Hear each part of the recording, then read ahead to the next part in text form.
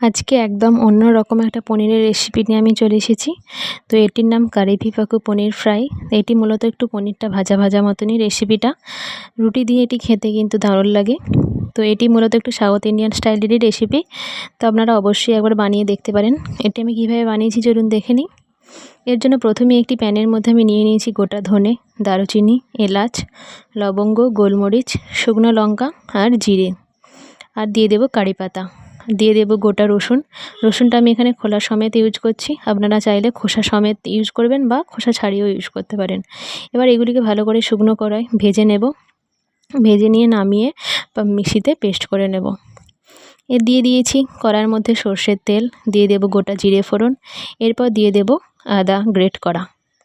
ভালো করে আদাটা তেলের মধ্যে ভেজে নিয়ে দিয়ে দেব লাল লঙ্কা কুচি, দিয়ে দেব পেঁয়াজ কুচি। পেঁয়াজটিকে আমি এরকম মিহি করে কুচি করে নিয়েছি। পেঁয়াজটিকে ভালো করে লাল করে ভেজে নিয়েছি, দেখুন ঠিক এইভাবেই লাল করে ভাজতে হবে। এরপর দিয়ে দেব যে মশলার পাউডারটা তৈরি করলাম, সেই পাউডার করা মশলাটা একটু জল দিয়ে ভালো করে তেলের মধ্যে মিশিয়ে নিতে হবে। দেখুন হয়ে গেছে মশলাটা ভালো। এবার দিয়ে দেব স্বাদ মতো নুন, দিয়ে দেব কিছুটা কারি পাতা আর পনির টুকরো করা। পনিরগুলো এরকম ছোট ছোট করেই কিন্তু কেটে নিতে হবে। এইভাবে পনিরটি একবার হলেও ট্রাই করে দেখবেন। পনিরটিকে এরকম মশলার সাথে ভালো করে মিশিয়ে নিয়ে আপনাদের ভাজা ভাজা মতো করে নিতে হবে।